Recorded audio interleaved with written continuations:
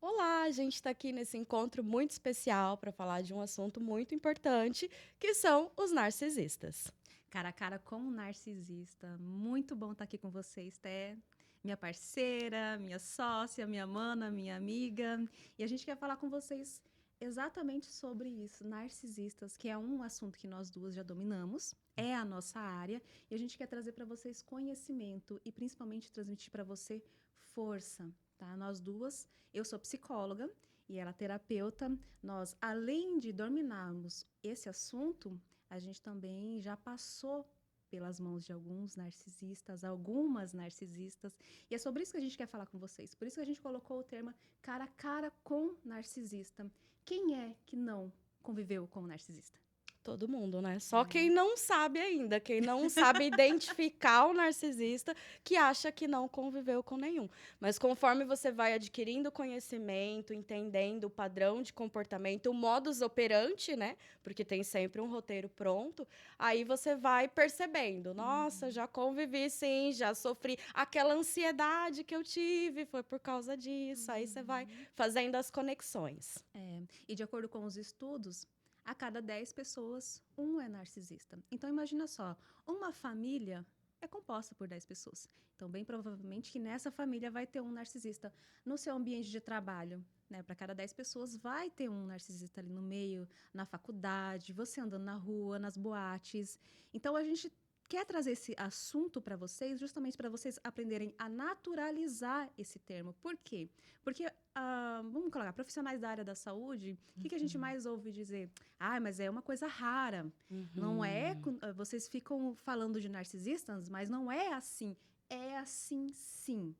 Tem muitos narcisistas por aí e eles se aproveitam da nossa ingenuidade. Eles Sim. se aproveitam da gente não ter acesso a conhecimentos e principalmente porque nós viemos de uma sociedade onde a gente normalizou os abusos, a gente normalizou as violências. E aí tem aí o mais agravante, tem aquela violência que ela é explícita e tem a implícita.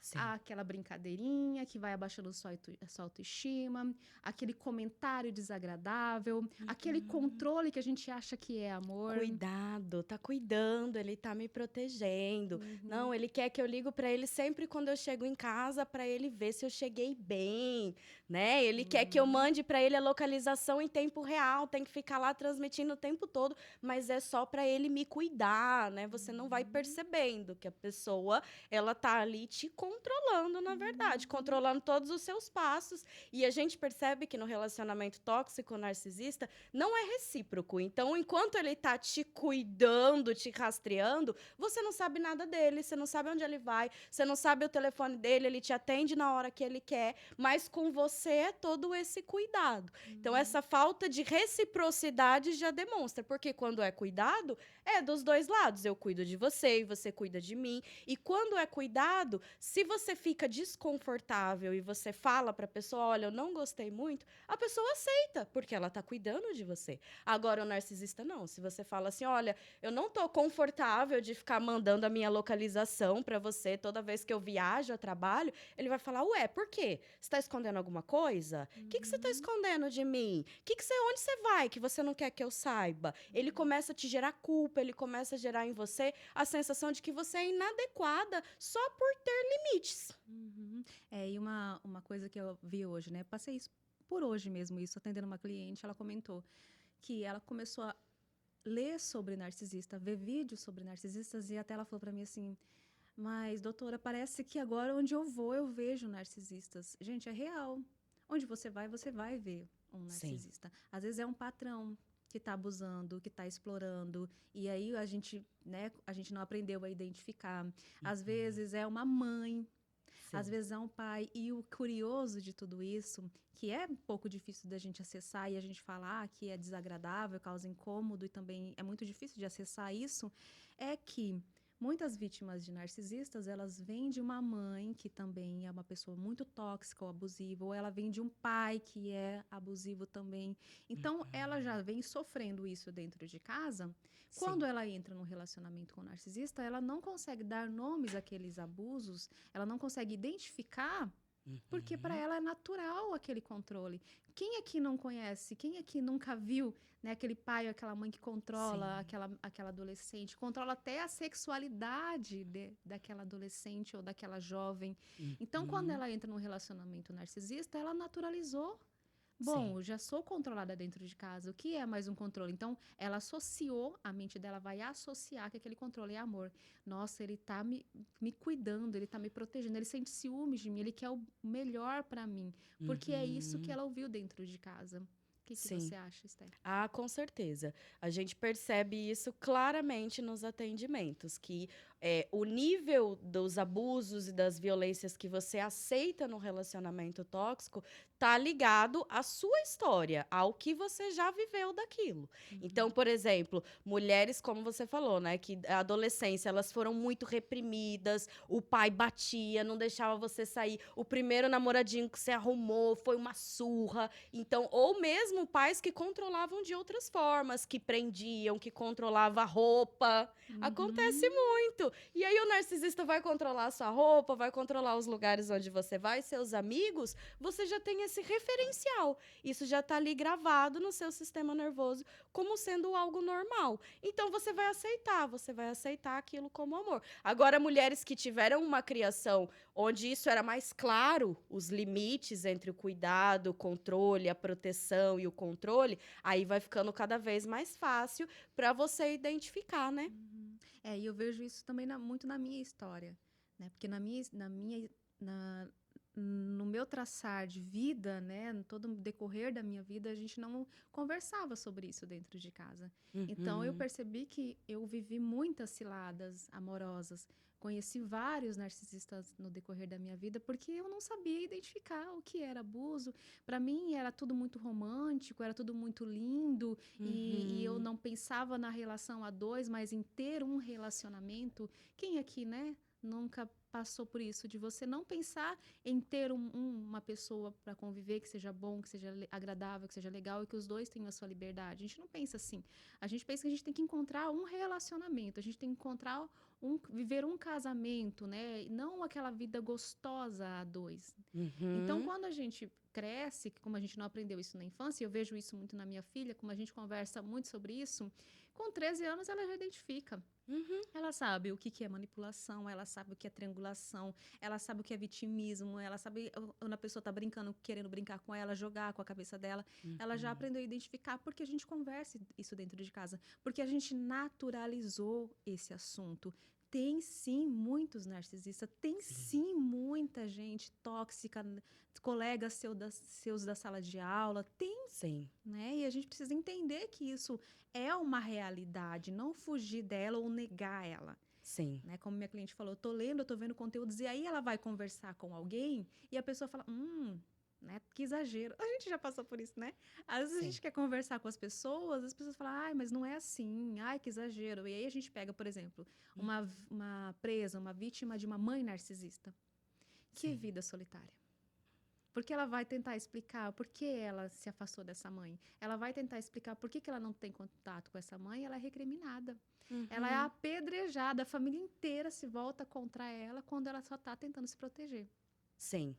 E a gente percebe que quando a pessoa corta o contato, tenta cortar o contato com os genitores, né, tóxicos e narcisistas, é uma coisa que, como você falou, ninguém entende, né? Uhum. E a pessoa só chega nesse ponto, gente, todo mundo quer ter pai, todo mundo quer ter mãe, todo mundo quer ter família. É uma das coisas mais preciosas do mundo, a sensação de pertencimento, de acolhimento. Então, quando uma pessoa chega num nível drástico de cortar o contato com o genitor, com a família, é porque essa pessoa, ela já vem de um longo processo de tentar de tudo. Ela já tentou colocar limites, ela já tentou se afastar, ela já tentou pedir, pelo amor de Deus, não faz isso, não me rotula desse jeito, não me critica assim. Ela já tentou explicar, olha, isso me causa ansiedade, olha, minha depressão, isso faz. Ela tenta várias Uhum. formas de pôr esse limite, de colocar para esse pai e para essa mãe. Você pode vir até aqui.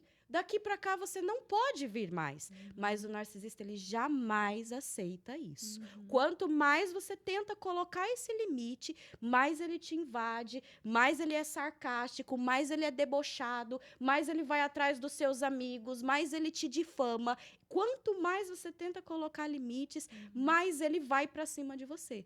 Então a gente percebe que a pessoa que chegou nesse ponto de cortar o contato é porque ela realmente já tentou de tudo. E ela E tá ninguém toda doente. entende. E ninguém entende. E ela tá toda doente. Ela tá com depressão, ela tá com compulsão, ela tá à beira de um câncer, ela tá totalmente destruída psicologicamente e fisicamente. Então ela chega ali na terapia, ela fala: preciso de ajuda, e a ajuda é: se afasta dessas pessoas que estão te machucando, mesmo que seja uma mãe, mesmo que seja um pai, porque são pessoas que são emocionalmente perigosas. Sim. Né? São pessoas que elas não vão te respeitar nunca, e elas não vão mudar. Né? Porque Sim. quando chega no ponto do afastamento é porque é que ela já entendeu, ou ele já entendeu que não vai mudar, e eles não mudam.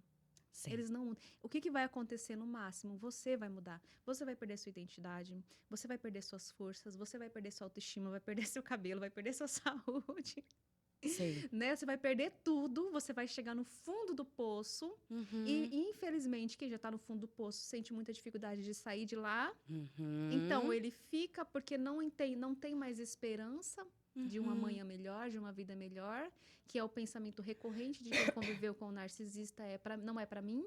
Né? Eu não mereço. Eu não mereço. Essa vida, nasci realmente para sofrer, porque como já vem de uma família que é abusiva, então ela não tem esperança, não tem perspectiva, né? A sensação de que vai acontecer algo ruim a qualquer momento. Tá tudo bem, você ganhou uma promoção, você conheceu alguém legal, qualquer coisa boa que acontece na sua vida, você não consegue acreditar que aquilo é real. Você fica pensando que a qualquer momento vai dar tudo errado, né? Porque você tá acostumado com aquela pessoa que tá ali te sugando, te sabotando, te minando a sua autoestima. E mesmo quando dá certo, a pessoa ainda tira o brilho disso.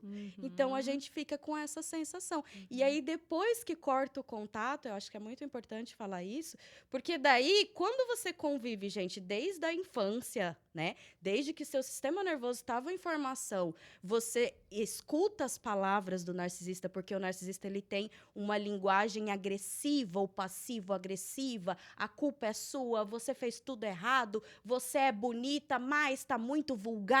Então, ele tem uma linguagem que é acusatória. E você escutar essa linguagem enquanto o seu sistema nervoso está se desenvolvendo, é como se você estivesse fazendo download do narcisista dentro da sua mente. E aí, mesmo depois que você corta o contato, uma cópia dele fica vivendo dentro da sua cabeça. Você fica escutando aquelas palavras, aquelas críticas, aquele julgamento, aquele medo, aquela coisa que não vai dar certo. E aí, essas pessoas, elas vão precisar, gente, de um processo para se desintoxicar dessa linguagem, para apagar esse narcisista da sua cabeça e para começar a usar a sua mente não como um papagaio que repete tudo que você ouviu do narcisista, mas você começar a direcionar a sua mente. O que eu quero falar para mim mesma dentro da minha cabeça? Como que eu quero falar comigo? E isso é um processo que leva tempo, mas é muito importante, porque tem muita gente que corta o contato com o narcisista e continua com o narcisista dentro da cabeça.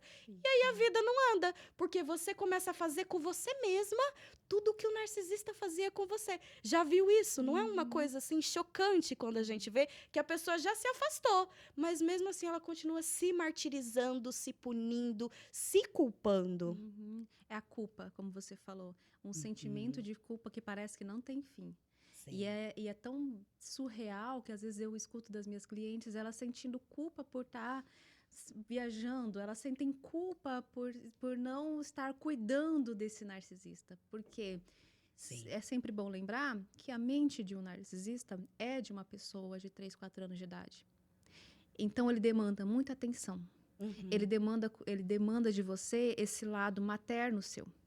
Então, filhas de narcisistas e filhos, eles têm que cuidar desses pais. E quando é essa mulher, esposa dele, ela se coloca nesse papel de mãe, ela tem que cuidar. E o narcisista, na verdade, ele não procura uma companheira, ele não procura uma esposa, ele procura uma mãe. E aí, ela, sem perceber, ela ocupa esse lugar. Porque ela é reforçada. Como ela é reforçada? Ela também recebe palavras de elogio. Então, A cilada do relacionamento com narcisistas, da convivência com eles, é isso. Ele está sempre reforçando que você é importante, que se não fosse você na vida dele, o que seria dele? Então, ele te leva para esse lugar que você realmente acredita que você é responsável pela vida dele. Meu Deus, se eu sair da vida dessa pessoa, o que vai ser dele? Vai virar um mendigo. Uhum. Vai morrer. Gente, eu já atendi várias mulheres que elas acham que se ela sair da vida do cara, o cara vai morrer, que ela é responsável por manter ele vivo. E eu acho que engano. que a principal cilada disso, e que muitas mulheres não percebem, é que no fundo isso está relacionado a uma sensação de poder. Imagina, você ser responsável pela vida de uma pessoa, você é quase uma deusa, né? Porque você tem poder sobre a vida e sobre a morte daquela pessoa. Então, eu vejo que mulheres que não entendem a sua necessidade de poder, porque todos nós temos necessidade de se sentir poderoso, necessidade de sentir no controle da nossa vida, necessidade que a gente pode mudar o ambiente ao nosso redor. Todos nós temos essa necessidade. E quando a gente não entende essa necessidade e não canaliza ela para os lugares certos, a sociedade vai direcionar as mulheres para cuidar do outro. Você vê, homens, eles são direcionados a buscar poder aonde? Dinheiro, trabalho, adrenalina, carrão, milionário. sexo. E mulheres, elas são ensinadas a buscar o poder aonde? Cuidar, maternar o outro ou na sedução. Seduzir um cara rico. Esse é o poder que é direcionado para as mulheres. E isso é vazio. Porque poder de verdade é você mudar a sua vida. Poder de verdade é você ganhar o seu dinheiro, é você ir atrás da sua independência, é você descobrir quem você é, o que você gosta, o que é sucesso pra você, o que é amor pra você. Poder de verdade é você se sentir viva, é você realizar os seus sonhos. Isso é poder de verdade. Você seduzir alguém e maternar alguém, você só tá beneficiando o outro. Então as mulheres, elas precisam aprender isso, a parar de olhar tanto para a sensação, nossa, como isso faz eu me sentir bem, e começar a olhar, quem está sendo beneficiado com isso? Quem está sendo beneficiado com essa situação?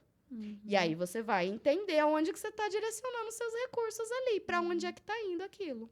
E no fundo, ela também ela está sendo beneficiada, que é aquela falsa sensação de estar sendo cuidada, de estar sendo protegida, né? Como ele vai implantando na mente dela muito medo da vida, medo do mundo, que ele é perigoso, ele vai colocando isso na mente dela. Então ela tem aquela falsa sensação de que está sendo protegida por ele.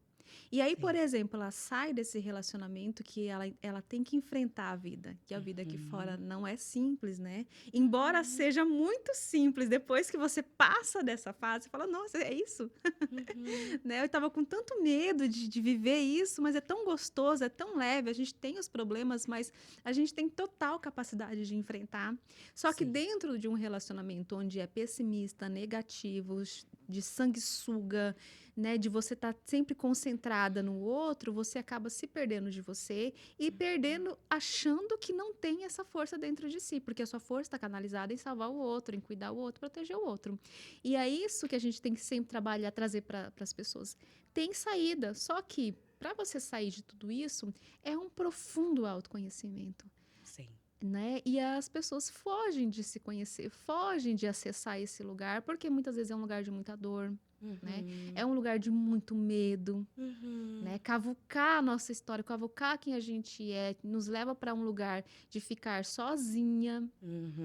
A solidão tem um lado que é natural, neuronal, que é de autodefesa, que a gente realmente, como ser animal, pensante, nós somos feitos para estar em comunidade, para a gente se sentir forte, seguro.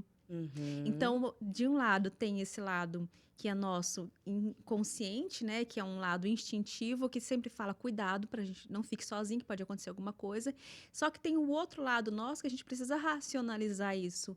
A força vem quando a gente se sente autossuficiente. A força surge quando a gente consegue desenvolver a nossa independência. Quando a gente consegue viver bem sozinho, a gente vai conseguir viver bem a dois. Sim. E eu achei muito interessante agora, que a gente estava no salão, né, se maquiando, e você falou aquela frase para a maquiadora. Você saiu de um relacionamento tóxico, né? E aí, como que é a frase? Eu achei muito legal que você falou.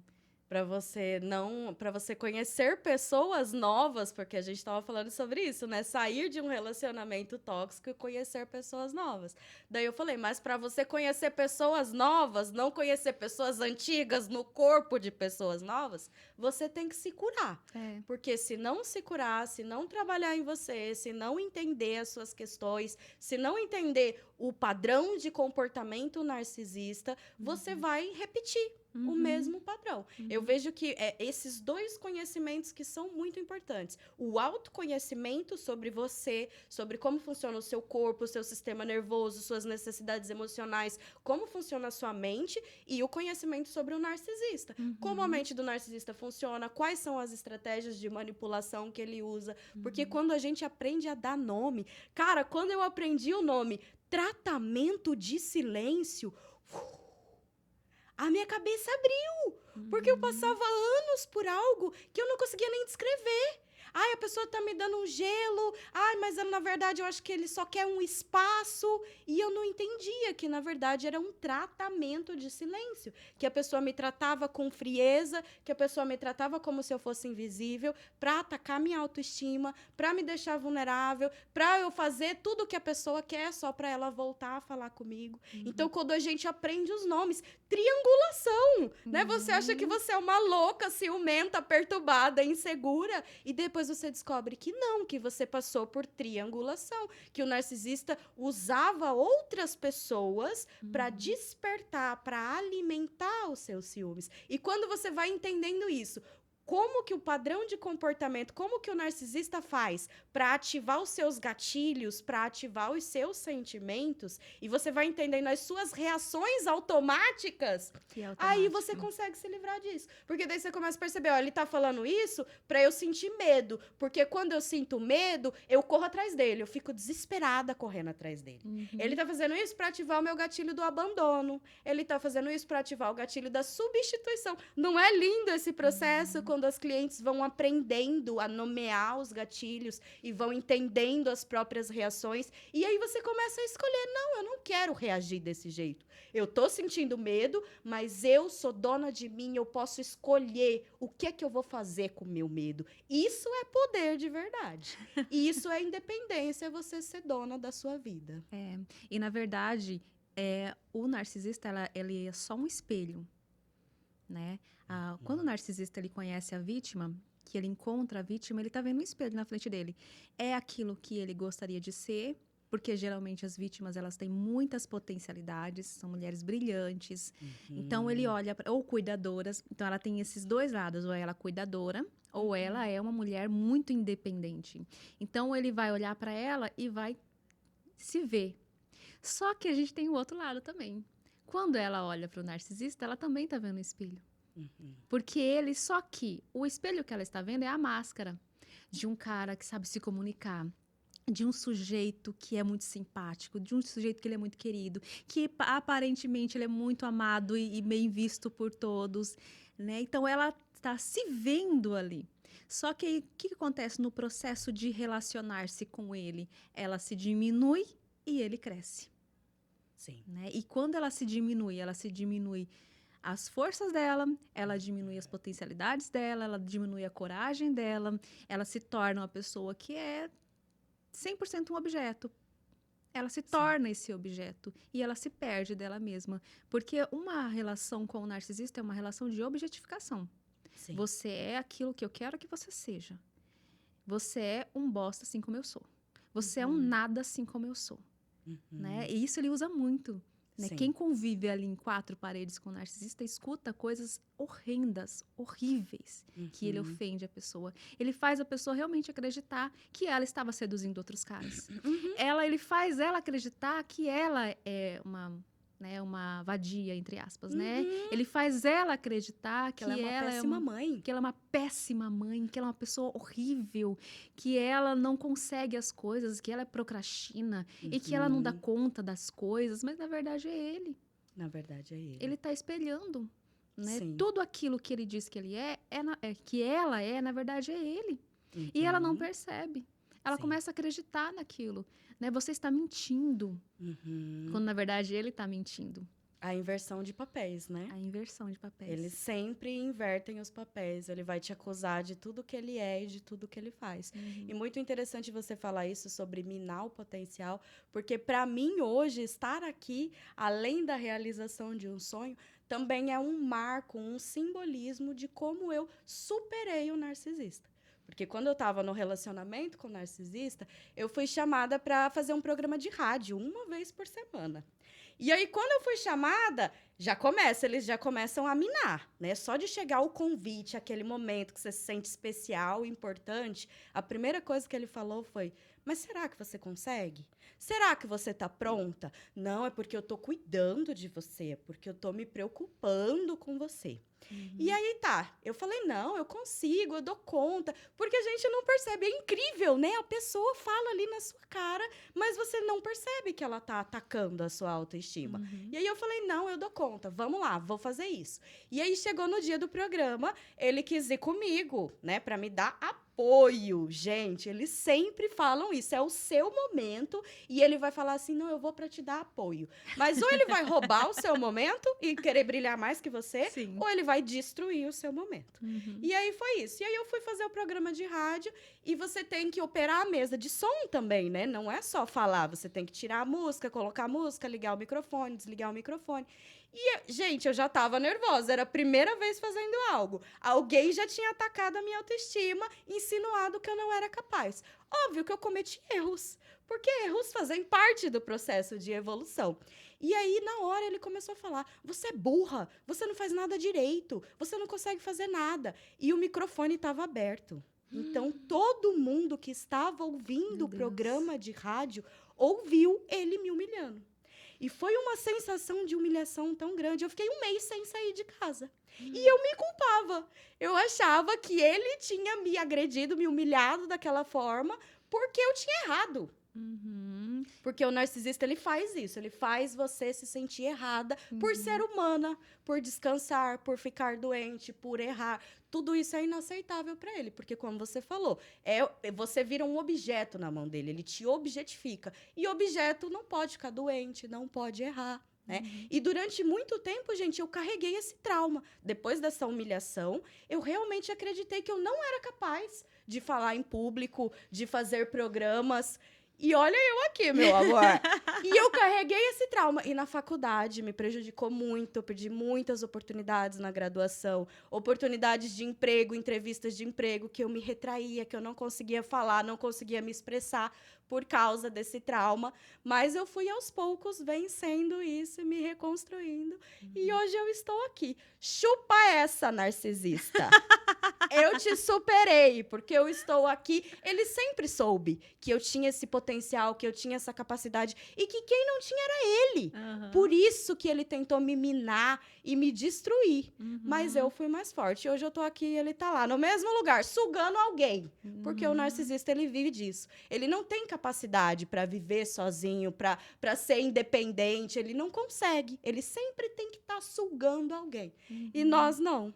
Nós somos capazes de sermos independentes e livres. E é por isso que ele tem inveja e odeia. Por isso que a gente fala codependente, né? A pessoa que convive com o narcisista, a vítima, a presa, ela é uma codependente. Porque o codependente é um estado que pode ser modificado. Um dependente como o narcisista, ele não modifica. Agora, aquela que é que está ali, que está se sentindo frágil, fracassada, com medo, assustada, achando que não vai dar conta, se ela trabalhar todas essas questões dentro dela, ela consegue sair desse lugar. É um lugar de movimento, né? Ela consegue romper esse espelho. Sim. Tanto é que quando eu convivia com uma pessoa narcisista, e aí é o oposto do seu, né? A pessoa que eu convivi, que tem traços narcisistas, ele não falava, mas ele ria. Então, quando eu cometia alguma gafe, alguma falha, eu lembro que ele fazia assim.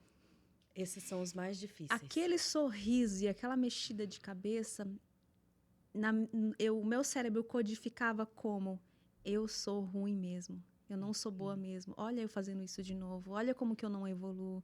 Isso aqui não é para mim. Né? E eu lembro que quando eu me formei, que eu comecei a atuar, era uma cena que tinha muito clássica na minha mente. Era eu dentro de um barquinho e o mar ao redor. Quando eu olhava para a vida, quando eu me via, para mim tudo era muito gigante, tudo era muito impossível, tudo era muito grandioso e eu era muito pequena, eu era muito que não ia realmente chegar onde eu desejo, que eu não ia conseguir as coisas que eu quero, que eu sonhei para minha vida, muito pelo contrário, né? Comecei a enfrentar, comecei a fazer as coisas, me juntei com pessoas que tinham os mesmos objetivos, que é importante. Quando a gente sai de uma pessoa que tem traços narcisistas, é importante a gente buscar pessoas que tenham uma energia boa, que tenham uma energia da prosperidade, que têm sonhos, que não falam de pessoas, mas, né, que não ficam fofocando, que não falam mal das pessoas, mas que falam de projetos, eu quero isso, eu quero construir aquilo, e que também te motive, porque saindo desse lugar, você se sente pequena. Você vai se sentir, né? Então, é importante você se juntar com pessoas que enxergam quem você é, enxerguem o seu valor. E aí, a gente precisa tomar muito cuidado, que aí você pode correr o risco de entrar em outro narcisista. Porque ele vai fazer isso, ele vai ver que você está fragilizada, que você está machucada, né? E isso a gente vê tanto filhas de mães narcisistas também, que ele vai ver que você está toda machucada, toda fragilizada, que saiu de um relacionamento horrível e ele vai vir com o cavalo branco. Ele vai vir te elogiando, ele vai falar que vai cuidar de você, que vai te dar todo o suporte que você precisa, que você é uma mulher maravilhosa. E você começar a ouvir isso, vai elevando sua autoestima de novo, vai te enchendo de autoconfiança. E aí você vai viciar nessa pessoa. Porque não é algo que você construiu dentro de você. É alguém que está construindo com um propósito que depois vai desmoronar. Então, a base precisa ser você. Você precisa construir isso, construir a sua autoestima, construir a sua autoconfiança, buscar se desenvolver. Isso você busca curso, você busca terapia, você busca com livros, com uma rede de apoio agradável, leve, que te entenda, que te dê suporte, que não também que valide o que você está sentindo. Porque quando você sai desse lugar, você precisa estar falando.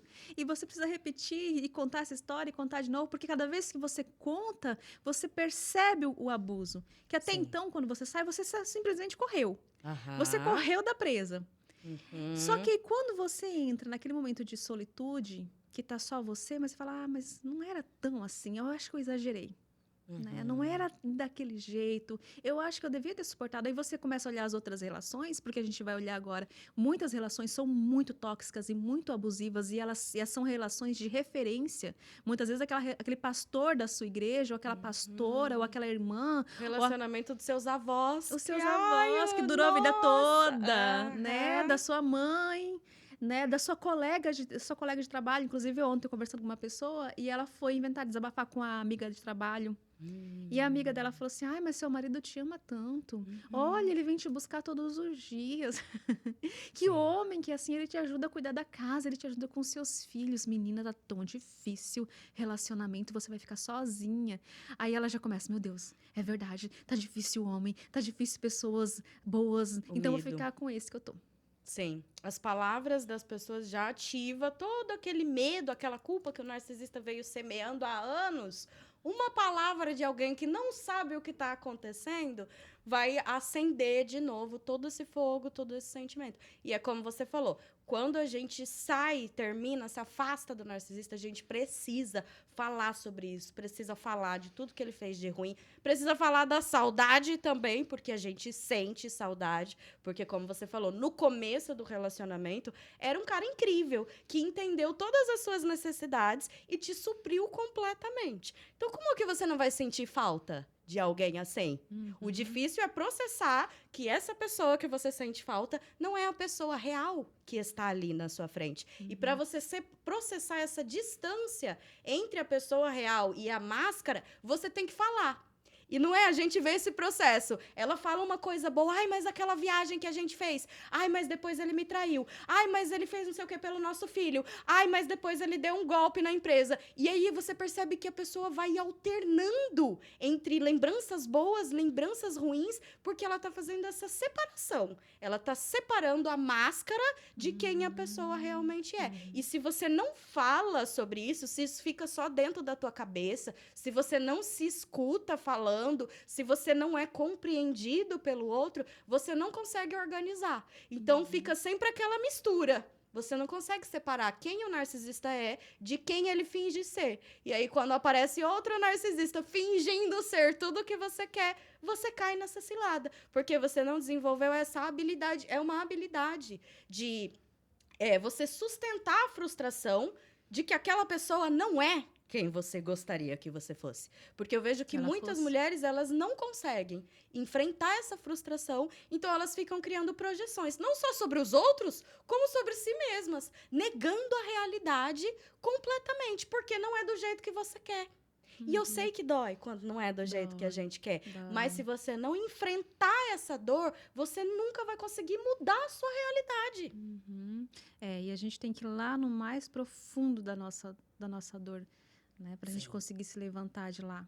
Porque se a gente não visitar aquela profundeza e não encontrar, não montar o quebra-cabeça, que é o que a gente vai fazendo, porque ali quando você vai perceber, tem alguma relação com a sua história com a sua mãe, tem alguma relação com a história com o seu pai, né? Quantas vítimas de narcisistas não é aquela menina que tentou salvar o pai do alcoolismo, né? Não é aquela menina que tentou salvar a mãe daquela depressão. Então ela vê o narcisista como uma nova possibilidade. Agora eu vou conseguir. Eu não consegui com a minha mãe, com meu pai, mas com ele eu vou conseguir. Porque ele é uma pessoa tão boa. Ele tem tanto potencial. Mulheres que estão casadas com um potencial. Nossa, mas ele sabe trabalhar tão bem, ele faz tão bem tal coisa, ele é excepcional em tal coisa, mas ela não percebe que aquele outro lado tá afundando ela, tá levando ela pra... Ela tá nadando, e ela tá sempre morrendo na praia. Porque sempre tem uma boa desculpa. Nunca é ele. É o vício dele. É o diabo. É a bipolaridade dele. Entende? Nunca é ele. Sempre vai ter algo que você precisa salvar ele daquilo. Isso. E aí você tira o foco. Você não consegue lidar com a frustração da realidade de que não é o trauma de infância, não é o vício, não é a depressão. Ele é assim. Ele é isso e ele não vai mudar. Isso é tão dolorido, isso é tão desesperador que as mulheres permanecem na dor, permanecem sofrendo. Então é aquilo de você sofrer todo dia ao invés de sofrer um monte de uma vez. O que você prefere? Você prefere pagar à vista aqui, dar aquela quantia ali, pá, na hora? Sentir aquela dor toda da frustração? Ou você prefere passar 20 anos pagando isso com juros e pagar 3 no final? Cada mulher vai fazer a sua escolha. E, na verdade, é a criança que existe dentro dela que está gritando por atenção, que está gritando por me tire desse lugar, me leve para passear, me leva para brincar, me leva para ter experiências novas, né? Em vez dela olhar para essa criança que foi negligenciada na infância, ela olha para o narcisista. Então, o nosso convite para quem está vivendo, passando por essa fase, é olhar para essa criança. Porque, na verdade, é ela que precisa ser salva. Essa criança que mora dentro de você, que foi abandonada, que foi negligenciada, que foi humilhada, que foi maltratada. Ou talvez você não tenha passado por nada disso. Você não foi humilhada, você não foi maltratada, você não foi nada disso. Mas essa criança precisa de atenção, precisa ser levada para passear, né? Essa emoção que essa criança precisa de ir para um parque, de conquistar novas profissões, de conquistar o mundo lá fora, você está equivocadamente canalizando nisso para a emoção de destruição, que é essa convivência com o narcisista. Porque conviver com o narcisista é uma grande emoção, é aquela montanha russa. Então ele te leva, ele faz seu coração disparar, ele te deixa agitada, você está discutindo, você está brigando, você está indo atrás dele, você está naquele drama todo, quando na verdade a sua criança, ela está gritando para você: quero me divertir, eu quero conhecer pessoas novas, eu quero dançar, eu quero cantar, eu quero ir para o exterior, eu quero fazer uma viagem, eu quero me destacar na minha profissão, eu quero fazer um programa de televisão, eu quero fazer aquilo. É isso que essa criança está buscando, é isso que dentro de você grita, só que você não está conseguindo decodificar. Então, essa necessidade de adrenalina e de emoção, você acaba canalizando de um lado ruim, que é tentando suprir isso com o narcisista. Sim, quando a gente não tem conhecimento das nossas necessidades emocionais, a gente faz isso, a gente canaliza uma coisa na outra, a gente confunde, você come, você bebe, você compra para tentar suprir necessidades de atenção, de compreensão, de acolhimento, né? Uhum. Então, pra gente ser dona da nossa vida, a gente tem que saber quais são as nossas necessidades. E o caminho é o que você falou, é se conectar com a criança que a gente era, se conectar com todas as versões que a gente era, porque a criança tem as suas necessidades, a adolescente, né? Cada momento da vida. E quando você se conecta com você, com a sua história, e quando você olha para a sua história a partir do seu ponto de vista, porque muitas pessoas elas olham para a infância e ao invés de pensar assim, nossa, como eu me sentia sozinha na infância, elas pensam, meu pai tinha que trabalhar tanto, minha mãe tinha que trabalhar tanto. Então ela não tá olhando para a criança que ela foi, que se sentiu sozinha, que precisava de atenção. Ela tá olhando para os pais. E sim, gente, é óbvio que os pais precisavam trabalhar e a maioria deles fizeram o melhor que eles puderam. Não é sobre isso. Se conectar com a sua criança não é sobre julgar, criticar os seus pais. É sobre entender o que você precisou na infância que você não recebeu e como que isso marcou o seu sistema nervoso. Porque a falta, ela deixa uma marca. Seja a escassez financeira de recursos, seja a escassez emocional, deixa uma marca no nosso sistema nervoso. A gente vai desenvolver mecanismos de defesa para se proteger dessa falta. E aí você tem a síndrome da salvadora, a codependência emocional, você tem pessoas que não conseguem pôr limites em si mesma, você tem pessoas que se criticam demais, que se culpam demais. São todos os mecanismos de defesa que você desenvolveu para lidar com aquilo que te faltou na infância. E se você não descobriu o que foi, você vai passar a vida toda com essa sensação de vazio, tentando preencher de várias formas e nunca conseguindo. E vai cair em cilada, porque pessoas tóxicas e narcisistas têm o faro para isso. Elas sentem o cheiro de longe da sua fraqueza. Elas reconhecem na primeira conversa todas as suas necessidades. Olha, essa daí tá carente por um olhar de admiração. Todo mundo olha para ela julgando ela. Se eu olhar para ela com aquele olhar, isso vai fazer o cérebro dela ter uma explosão tão grande que ela vai sentir algo que ela nunca sentiu na vida. E ela vai ficar obcecada por mim. Mas, na verdade, você não está obcecada pelo narcisista. Você está obcecada pelo suprimento que ele está te oferecendo e que você nunca recebeu. Nossa, isso foi tão incrível, né? Você começar a visitar todas as áreas da sua vida. Sim. E é interessante você se apaixonar por você. Sim. Olhar para sua história, sabe? Olhar para todas as fases que você já passou. Porque até mesmo essa fase onde você está vivendo agora, que talvez você esteja com um narcisista, talvez era o que talvez não, é o que você tinha, é o que você conseguiu, é o que você dava conta, porque não tinha outras informações. Não Sim. tinha não, o seu corpo te levou para isso, né? A sua história te Sim. levou para isso. E aí você olhar para a sua história com delicadeza, olhar para a sua história e acolher essa criança que mora dentro de você e falar, vamos mudar. Eu lembro que uma vez eu estava... Aquela época lá do Facebook, lembro? Eu lembro que eu vi uma frase que foi uma viradinha de chave para mim. Porque como eu tinha me envolvido como narcisista naquela época, ele me dava muita atenção. Eu vivia aquela intensidade que todas as vítimas de narcisistas viveram. Parecia que você estava vivendo um conto de fada.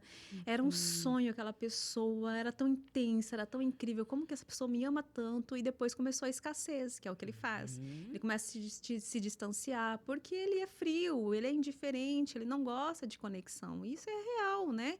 Ele é um dependente emocional. Quando ele quer, quando ele precisa de você, ele fica ali. Mas a hora que ele tem outras distrações, às vezes o trabalho, às vezes umas outras coisas, ele vai te deixar ali na mão, né? Não é uma constância, um relacionamento com ele. E eu ficava naquele momento de mendigar afeto. Olha para mim, conversa comigo, vamos ter um momento de paz. E nunca tinha, né? Aquele momento de paz era muito raro. E quando tinha aquele momento de paz, até as meninas falam, é aquele momento que você senta na varanda e a pessoa fala e parece que está cantando dentro de você. Que ele te leva para um lugar de sonhos e delírios, né? E aí... me recordo de estar passando no Facebook, no computador, e aí uma frase que disse assim, o outro não é responsável pela sua felicidade, é você. E eu entendi, naquele momento eu falei assim, nossa, eu quero que ele me faça feliz, mas o caminho não é esse.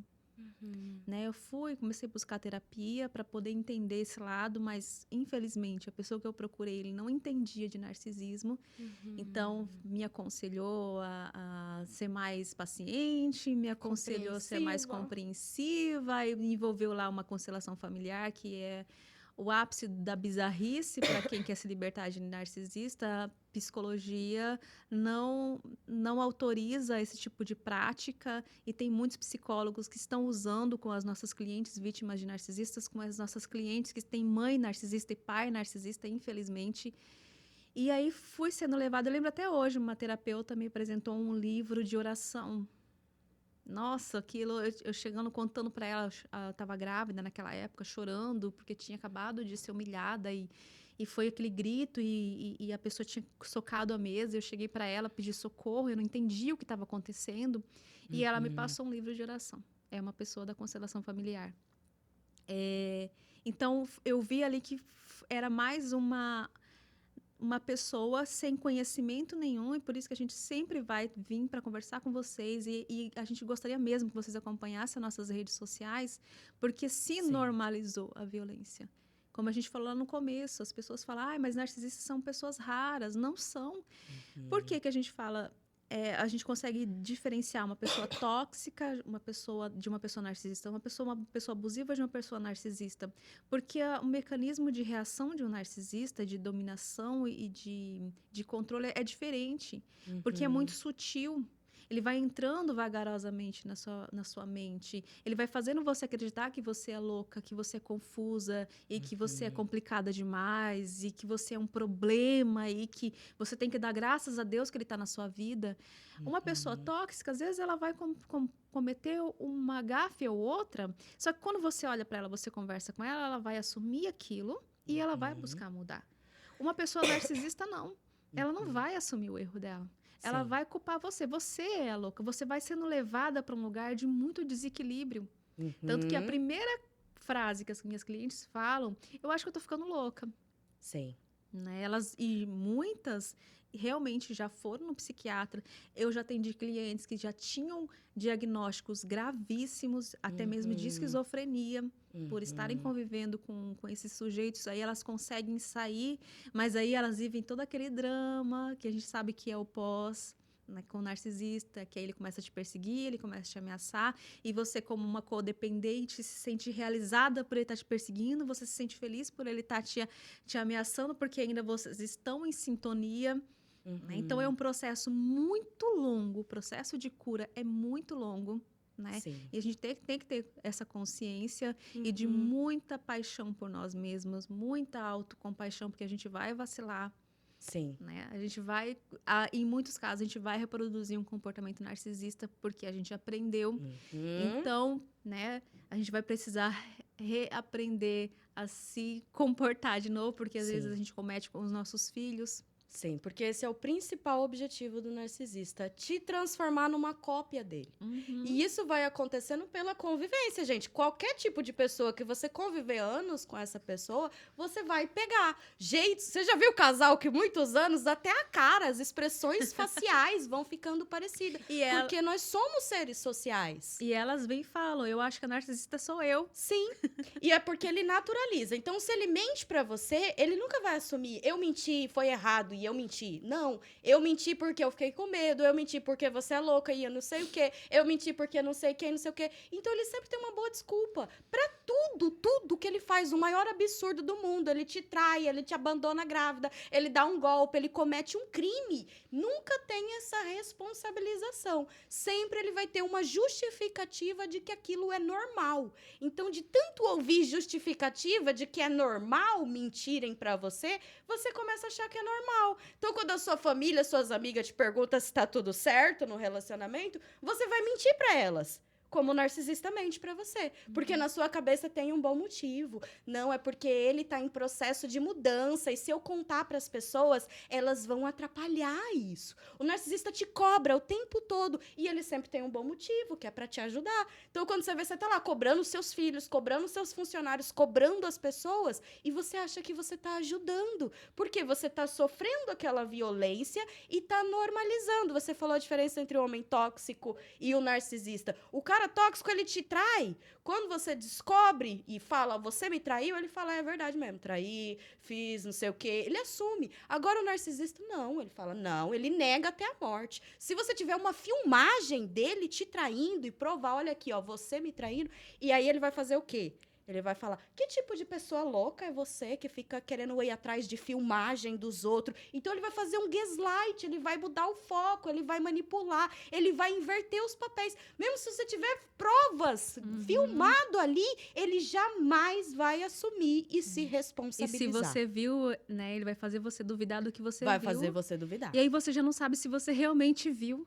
E faz mesmo, porque a pessoa olha na sua cara com tanta certeza e fala aquilo, mente com tanta verdade, com tanta confiança, e conviver com pessoas mentirosas vai levando a isso. Você não sabe mais o que é real e o que não é, porque a pessoa mente tanto e ela sempre vai ter uma boa desculpa para mentir. É porque eu fiquei com medo, porque eu não queria te magoar, é os traumas de infância, e aí você vai achando que aquilo vai melhorar. Mas não tem como, porque se a pessoa não tem o mínimo que é ser sincera com você, como é que ela vai ter qualquer outra coisa? Como é que você vai ter qualquer tipo de confiança em alguém que não consegue nem falar a verdade? Né? E sempre tem uma desculpa, né? Às vezes, Sim. por exemplo, ele pode não ir nesse lado do gaslight, mas ele pode falar pra você: "Ah, eu traí porque você não tá dando pra mim", Uhum. né? "Eu traí porque você fez isso e aquilo aquele dia". Ou, por exemplo, vocês têm uma discussão, ele sai, passa a noite fora, na verdade ele nem ficou com ninguém.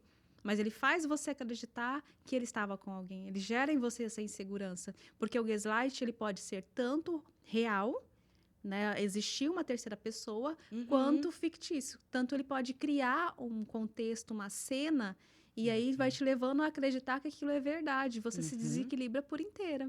É exatamente isso. O que é real, ele vai falar que não é, e o que não é real, ele vai falar que é. E vai assim, te confundindo, te enlouquecendo, te perturbando. E, gente, quando você passa muitos anos nisso, sua mente começa a dar sinais, como você falou. Tem mulheres que chegam a ter diagnóstico de esquizofrenia, de começar a ter alucinações. Outra coisa que é muito comum, hipervigilância, paranoia. Você fica o tempo todo achando que tem alguém te perseguindo, que tem alguém atrás de você, porque você viveu isso ou está vivendo isso dentro de casa. Esses dias eu percebi algo em mim. Eu ia no centro da minha cidade e eu passava mal. Depois eu entendi que era porque eu fiquei, quando eu divorciei, o narcisista que eu convivi, quando eu saí daquela relação, ele ficava me perseguindo. Então, para mim, marcou muito eu andando no centro da cidade, olhando, sabe, olhando para os lados para ver se ele não estava me seguindo. E isso minha mente associou que o centro é um lugar perigoso, que pode ter alguém que está me perseguindo. E eu fui me dar conta agora, tem uns 6 meses atrás, quando eu fui, toda vez que eu ia no centro, eu falava: mas por que eu sinto um mal-estar quando eu venho no centro? Preciso comprar uma blusinha, preciso comprar um perfume, mas eu vou no centro, eu tenho que me preparar lá na segunda-feira para mim ir na sexta. Tanto é que a minha sexta-feira à tarde é a minha folga, porque tenho a semana inteirinha para eu me preparar para a sexta, que era o que tinha acontecido. A minha mente, ela ficou em estado de alerta quando eu vou para o centro. E isso demora para sair de dentro da gente. Sim. A voz do narcisista demora para sair da sua cabeça. Aquele olhar punitivo demora. Quando, como você falou, quando você percebe, você está fazendo isso com você. E sem perceber, você está fazendo isso com os outros. Às vezes ele ria debochadamente de você, sem você perceber, você está rindo debochadamente dos outros. Sim. Então é um processo de reeducação, de olhar para você e falar: nossa, olha o que você está fazendo, né? Olha o que você está fazendo com os seus filhos. Ontem eu estava conversando com uma cliente e ela tem 2 filhos e ela puniu os 2 filhos e ela estava me contando, né? E eu mostrando para ela, falei para ela: ó, a partir do momento que você pune os seus filhos, você não está ensinando nada a eles. Eles vão acreditar que eles são incompetentes, que eles não são merecedores, eles começam a procrastinar porque eles não... Por que eles procrastinam? Porque eles têm medo de errar. Então, para eu não ser punida, porque eu posso errar, e se eu errar vou ser punida, então eu vou procrastinar. Então são pessoas que não conseguem tirar uma habilitação, são pessoas que não conseguem fazer uma faculdade, são pessoas que não conseguem buscar um emprego, aquele filho que fica o dia inteiro em casa e fica, às vezes, muito tempo no videogame, se escondendo da realidade. Sem você perceber, você está reproduzindo esse padrão, que é o padrão narcisista, mas você não é uma narcisista. Você é uma pessoa que aprendeu a conviver e se adaptou àquela realidade. E a gente tem os neurônios espelhos. O que é o neurônio espelho? A gente vê e a gente imita. Então, aquilo que foi tão reproduzido e tão repetido na sua história, como você perceber, você também está repetindo. Então, é um processo de cura muito profundo, muito longo, que a gente fala de se olhar e se acolher para a gente conseguir modificar esses comportamentos. Sim, muitas mulheres, quando elas têm filhos, né, elas percebem, começam a perceber vários comportamentos da mãe, do pai narcisista, que elas estão repetindo ali, e vem uma culpa muito grande, vem uma autocobrança, poxa, eu tô fazendo com meu filho o que me machucou, por que que eu tô fazendo isso? Mas se você não tem um outro referencial, você não sabe o que fazer. Você vai repetir o que está gravado ali no seu automático, o que é o normal para você. Então, aí, essas pessoas, elas têm que aprender, né? Novas formas de amar, novas formas de cuidar, novas formas de dar limites, né? Porque tudo isso foi infectado, envenenado pela linguagem, pela dinâmica narcisista. Então, você vai ter que fazer esse trabalho de separar o afeto do que machuca, né? Porque o relacionamento narcisista é isso, mistura as duas coisas. É um afeto que machuca. É como se o céu e o inferno fossem no mesmo quarto. Então, aquilo é completamente perturbador, porque você quer estar ali, mas quando você está ali, você só quer ir embora dali, e aí você tem que fazer esse processo depois de separar o que que é afeto, o que que é o céu e o que que é o inferno. E que tem coisas que são inaceitáveis, então não importa o quanto uma pessoa é boa para você, o quanto ela te leva para passear, o quanto ela te compra presentes, o quanto ela te ajuda no dia a dia, se essa pessoa tá destruindo a sua autoestima, se essa pessoa tá fazendo você ter ataque de pânico, se você fica pisando em ovos com medo de falar qualquer coisa para essa pessoa, se você fica com medo de desagradar, fica gerenciando o humor da pessoa o tempo todo, tentando manter ele calmo, tentando manter ele feliz, isso não é amor. Não. Amor não é assim. Eu gosto de falar pra você, aqui nessa taça tem a champanhe mais cara do mundo, mas tem 1% de água de esgoto. Você vai beber? Não. Mas tem a champanhe mais cara do mundo, mas tá misturada com água de esgoto. Então não vale. E o relacionamento narcisista é isso, é a melhor bebida do mundo misturado com água de esgoto. Misturado com bosta. Exatamente, exatamente. E você tá engolindo aquilo e achando que a bosta vale a pena porque é Xandão, bebê. Não vale a pena, gente. E nós somos capazes de conseguir coisa boa de verdade, coisa boa que não é, ai, mas eu faço isso pra você, então você tem que aceitar aquilo. Não é uma troca. Não é, você tem que aceitar a parte ruim porque existe a parte boa. Você tem que saber quais são os seus limites e o que passar disso é inaceitável para você. E você tem que aprender a deixar isso claro para as pessoas, né? Outra coisa que a gente estava conversando. Se você quer ser respeitada num relacionamento, o cara tem que saber. Narcisista ou não, agora uma dica para todo mundo. Se você quer ser respeitada num relacionamento, o cara tem que saber que se ele fizer aquilo que é inegociável para você, ele vai te perder. Não vai ter segunda chance. Porque se ele souber que você vai perdoar, ele vai fazer. É, mas para isso você tem que estar muito fortalecida. E você tem que se conhecer, porque se você nem sabe o que é inegociável ou não pra você, não sabe nem os seus limites, como você vai colocar pros outros? É. E aí a gente queria convidar vocês, se vocês precisam de, né, de ajuda, se vocês precisam realmente desse autoconhecimento e dessa força e conseguir sair desse lugar onde você está, conseguir se fortalecer, a gente está aqui. A gente tem as nossas redes sociais, que você pode acompanhar a gente vai deixar ali, né, lá embaixo, escrito para vocês, tá? E se vocês precisarem de terapia, de acompanhamento, a gente está aqui, tá? E a gente vai encerrando por aqui. Muito bom estar com você.